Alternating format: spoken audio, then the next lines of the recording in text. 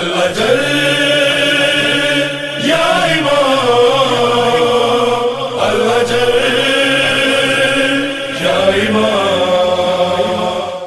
हम मौजूद हैं नजफ़ हिंद दरगाह आलिया में और हमारे साथ अता अब्बास साहब हैं, ये दिल्ली से आए हैं। आइए इनसे हम कुछ बात करेंगे। ये बताइए, जैसा कि आजकल हम देख रहे हैं सोशल मीडिया पर और गोदी मीडिया पर, सोशल मीडिया पर एक बहुत ज़बरदस्त चर्चा चल रही है कि जो शिया वक्फ बोर्ड है या सुन्नी वक्फ बोर्ड है, इसको ख़त्म होना चाहिए, ये बंद होना चाहिए। तो सबसे पहले तो हम आपसे ये जानना चाहेंगे, क्या ये जो वक्फ हैं ये सरकारी है या प्राइवेट है? देखिएगा, वक्फ जो है, ज़मीन जो है वो हमारी शिया कम्युनिटी की है और सरकार के अधीन है। और सरकार ही से अपॉइंट करती है चेयरमैन को, जो चाहे वो सुन्नी वक्फ बोर्ड हो चाहे वो शिया वक्फ बोर्ड हो। और दूसरा ये है कि प्रॉपर्टी जो है हमारे शिया, आपका कहने का मतलब ये है, आप ये कहना चाह रहे हैं कि जो ये प्रणाली है वक्फ की, इसके अंदर जो नॉमिनेट करती है वो सरकार ही करती है। यानी कि ये लोगों को जो भ्रम है कि ये प्राइवेट है, प्राइवेट नहीं है। नहीं। हम मेन मुद्दे पे, मेन पॉइंट पे आ रहे हैं। ये बताइए आप अता अब्बास भाई जी कि जब से ये संशोधन के लिए बात चली है और जहाँ तक के सच्चर कमेटी के मुताबिक और दूसरे सूत्रों के मुताबिक बताया जा रहा है, सेक्शन 14 और 4 इसके अंदर कुछ संशोधन करने की तैयारी चल रही है। और इसके अंदर ये तो खैर हम अगली एपिसोड में पूरा विस्तार से बताएंगे कि सेक्शन किस लिए है, इनका वर्क क्या है। तो हम मेन चीज़ ये जानना चाह रहे हैं कि जो ये मामले उठे हैं, इसको लेकर शिया उलमाओं में क्या रिएक्शन दिखाई दिया?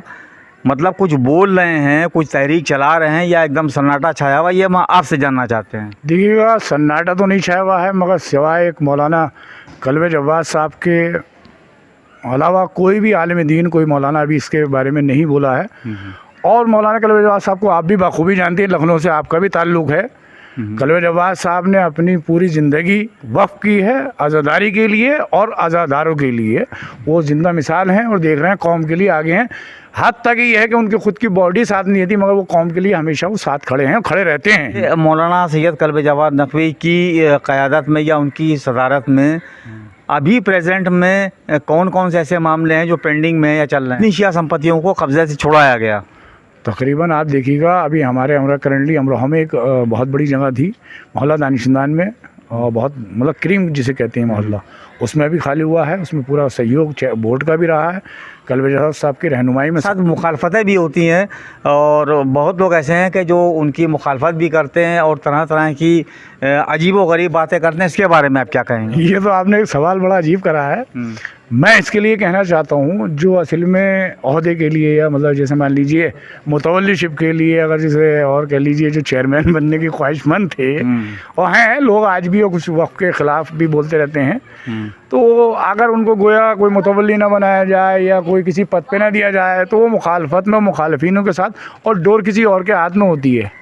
अच्छा, ये बताइए आप, जो अभी संशोधन वाला मामला चल रहा है और जैसे कि सच्चर कमेटी की रिपोर्ट में ये आया है कि अगर शिया सुन्नी वक्फ बोर्ड ईमानदारी से काम करते और इस प्रणाली में लोग ईमानदारी से काम कर रहे होते तो तकरीबन 13,000 करोड़ की इनकम होती, जबकि सच्चर कमेटी की रिपोर्ट आने तक के टोटल शिया सुन्नी वक्फ की जो इनकम थी 163 करोड़ थी।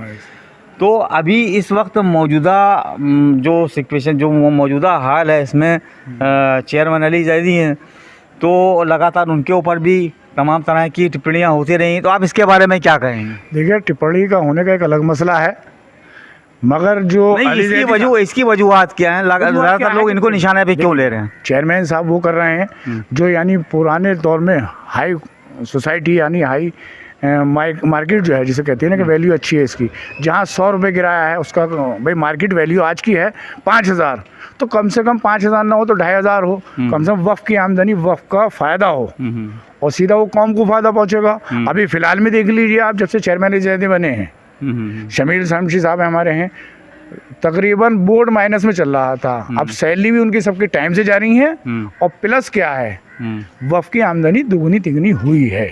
वो मेरे कहने की ज़रूरत नहीं, पब्लिक में उसकी रिपोर्ट पूरी शाया हो रही है। जैसे आपने शमील शमसी का नाम लिया, तो मौलाना सैयद कल्बे जवाद साहब की तहरीक हो या चेयरमैन अली जैदी जो काम कर रहे हैं अपना, तो उसमें शमील शमसी का क्या रोल रहा, इनका मतलब ये दोनों के साथ किस एंगल से खड़े रहे? देखिएगा, शमील शमसी साहब ने, मैं कहूँ कि मौलाना कलवी जवाद साहब के सिपे सफ़र जिसे बोलते हैं, सीना सफ़र सॉरी थोड़ा सा हुआ है, सीना सिपर हैं।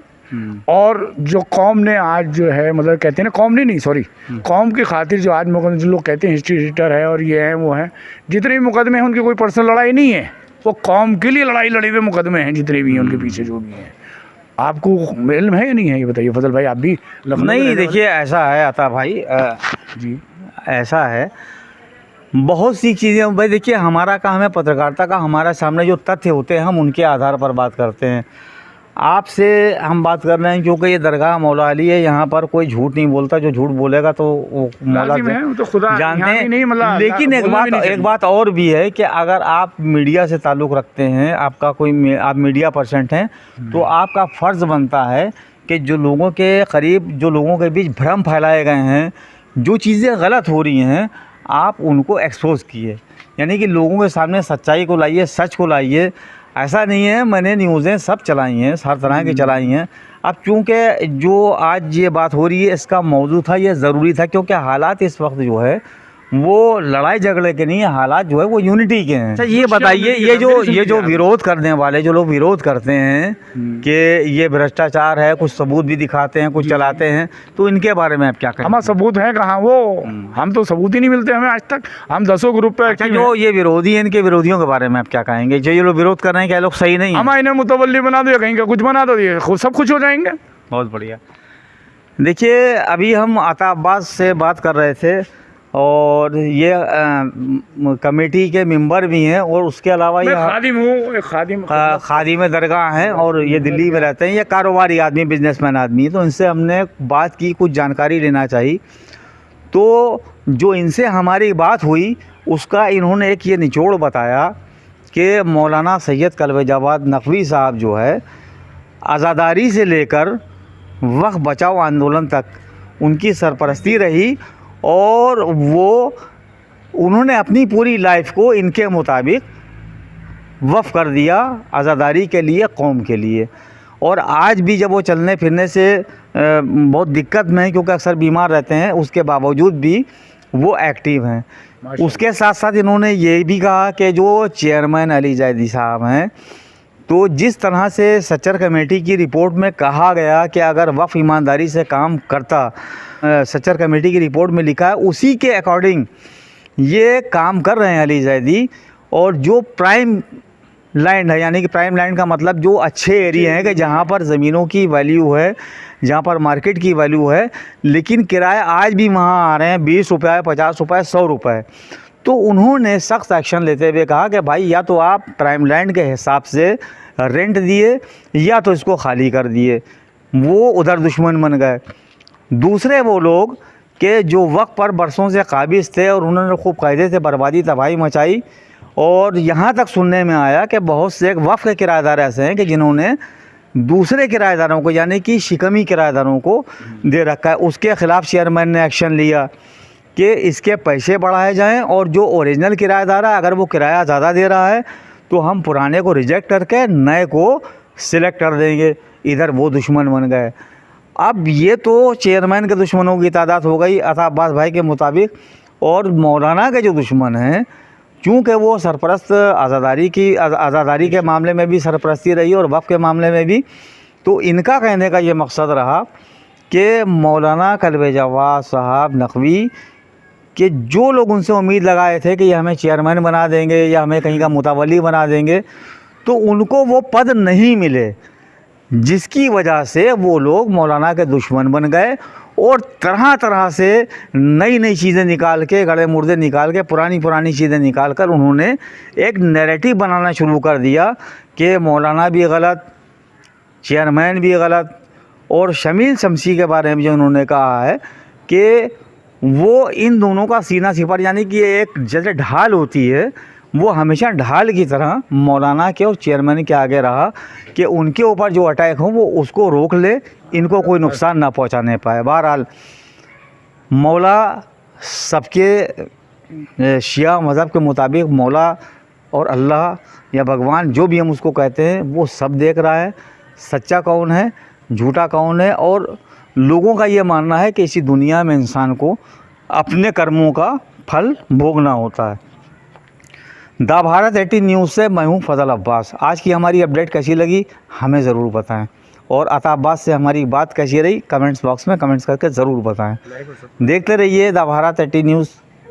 नमस्कार, जय हिंद।